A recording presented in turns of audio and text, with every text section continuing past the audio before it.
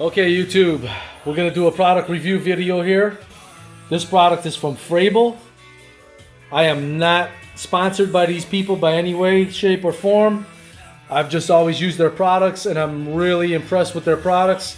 Got this for Christmas here from the wife, and I gotta tell you, I am stoked. This is the new 19 quart Frabill Bait Station.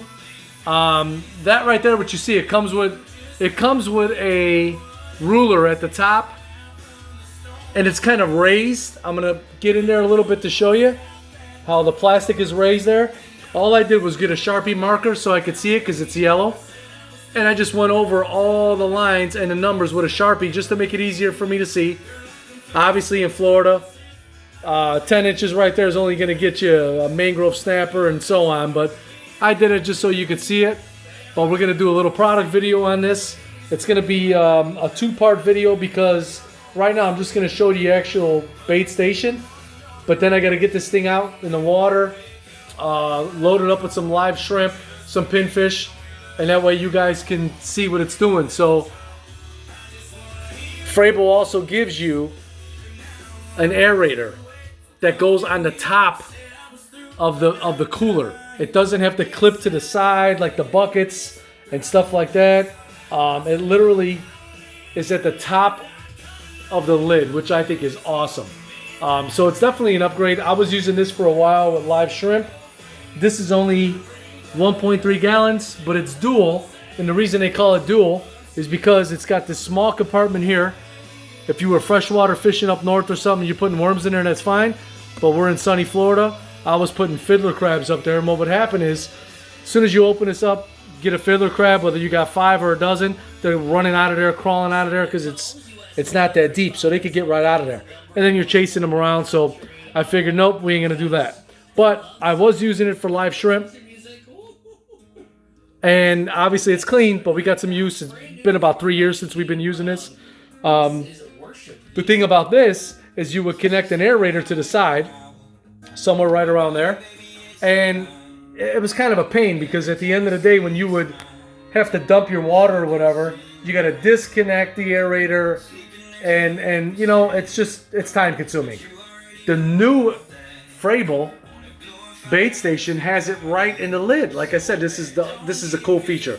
So I've seen a lot of previews and a lot of reviews on this product on YouTube. There's some really good videos. I figured I'd just do my own. The first thing I noticed with this is it's huge. It's got composite clamps, which are really nice so they won't rust.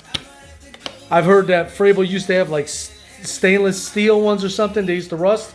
But this is my first time using one of these bait stations. As soon as we open this up, you're gonna notice it's got this nice gasket. It's a nice seal, and it's gonna run right along this channel, so that way when you put your bait in here, it's sealed. The water won't be sloshing around. If you got it in the back of your truck or your trailer or your car, you can load this thing up with your water and your bait, close it down, latch it, and not have to worry about water spilling out. Another thing that's really nice is that it has a bait net, and I'll show you that in a second. First thing I'm going to show you here, it comes with a strap, a shoulder strap, okay? It goes right into these little clamps right here, which is also nice. That way you don't have to worry about the lid popping up or anything, but the strap connects to that. Throw it over your shoulder, get to the spot you need to be. Also, it comes with a 12-volt adapter for a lighter, cigarette lighter, something like that in your car, boat, trailer, whatever you want to use it for. It comes with the tube for the aerator, and it comes with a little stone. I'm going to take all this out of the packaging right now and show you guys up close. All right, so here we go up close. There's the actual stone. Okay, what I normally do with these is, it doesn't matter. I mean, any stone that you use, whether it's from a bubbler box or whatever, I'm most likely not going to use this stone just because of the fact that it just doesn't create enough bubbles for me. So what I'm going to do is I have one of those bigger, it looks like a small hockey puck, and it just It goes at the bottom of your bucket or any kind of cooler that you use. It's got a suction cup on the bottom, and it just gives you a lot more air. So that way the water is more oxygenated and you don't kill off any of your live bait. There's the actual adapter right here, your cigarette lighter that you're going to put, whether I said, you know, a boat, anything that you have, the back of your vehicle, whatever you're doing, and there's your strap. The nice thing about this is the Aerator will also work on another adapter, and you can plug that into a 110 outlet. So if you are out fishing and you gotta, you know, call it a day and you still got a bunch of bait left, you could bring it back home, plug the thing up in your garage so you don't have to worry about all these batteries dying in the middle of the night, killing off your live shrimp, pinfish, croaker, whatever you got.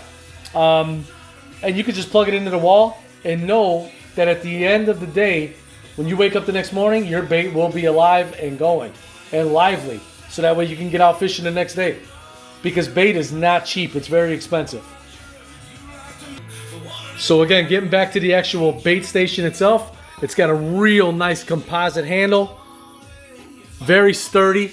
So that way when you carry this thing around, again, it's pretty big. I mean, you got to know that wherever you're going with this thing, whether it's a dock, underneath a bridge, you're going to be carrying something here. I mean, you can throw it over your shoulder with the shoulder strap, but it's going to be a little bit heavy.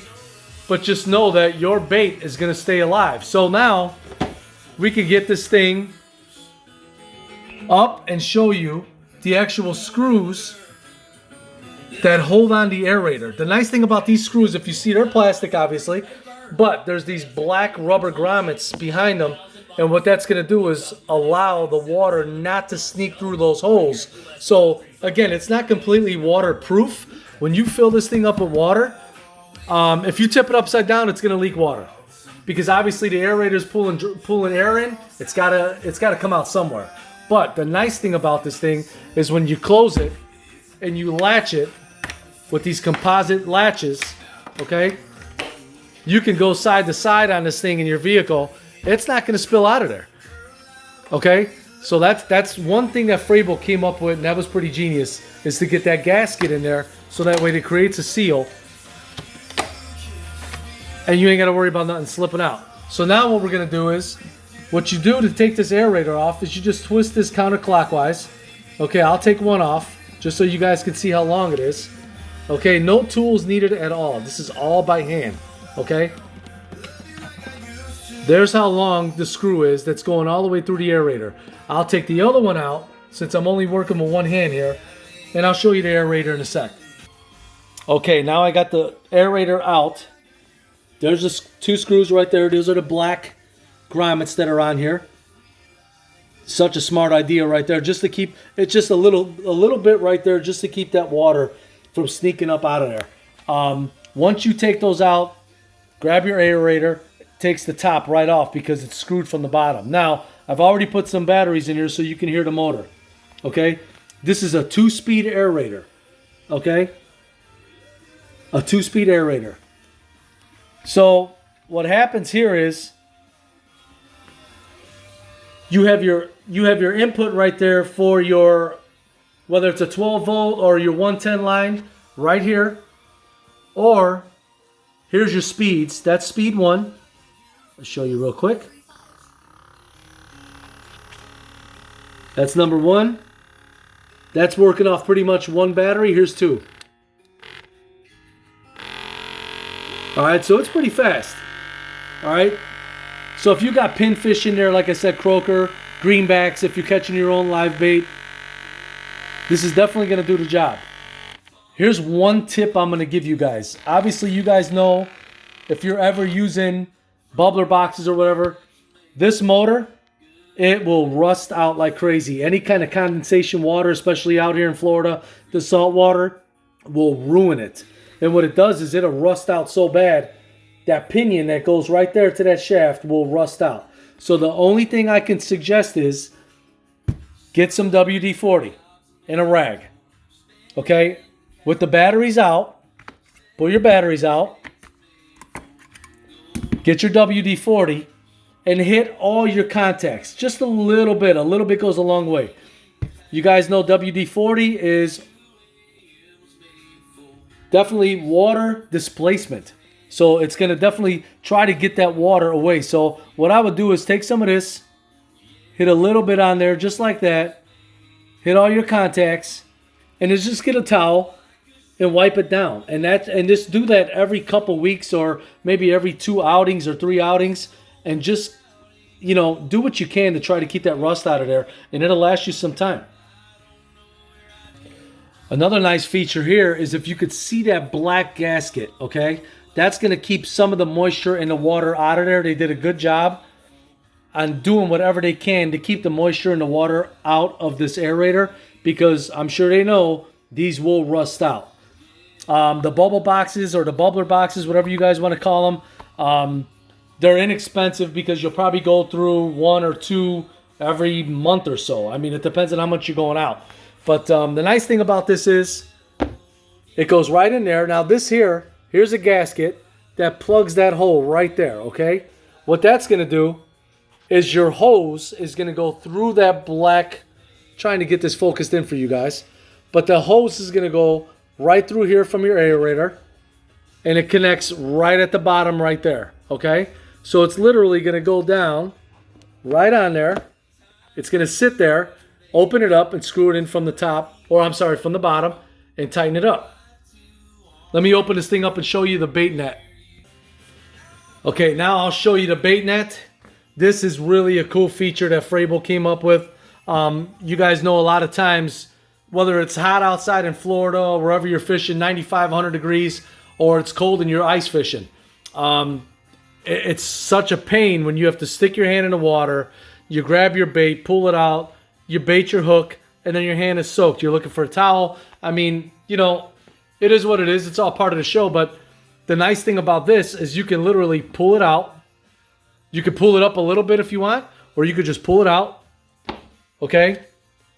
You could grab a shrimp, grab any kind of pinfish, whatever you got. The nice thing about the inside of this thing here is, if you notice, it's curved. Okay? So your bait's going to be wanting to swim pretty much in a circle, okay? And the net is going to allow your shrimp to kind of grab onto. Otherwise, you know, say you get 3, 4, 5 dozen shrimp, they're all laying on top of each other, they're all swimming, and they're going to get tired out because, you know, they're live and they're doing what they can to swim around. But at least this netting is going to allow them to grab onto something, and that way they won't be so tired out, and every time you grab a bait, it'll be lively, and you try to catch yourself a fish. So that's a really cool feature right there. It's got a 1-inch wall of insulation, so that way, you know, in the hot weather, like I said, 95, 100 degrees it gets out here in Florida, your waters stay nice and cool. And if you're out there ice fishing, your water won't freeze because it's insulated. So it's just a cool feature. Frabill did such a great job. Again, I know this is only part 1 of the video. I got to get this thing out there, load it up with water and bait. And we're going to check out this Frabill and see what it does for us. But again, not sponsored by Frabill. I'm just doing a little product review here. And we're going to take it out and put it to the test, see what it does. So thank you so much for tuning in. Please like and subscribe to the channel. I'd appreciate that so much. Share this video if you want. And like I said, there's some really cool videos out there on this product, but I figured I'd just do my own. And again, Frabill Magnum Bait Station 19. Thanks so much, YouTube.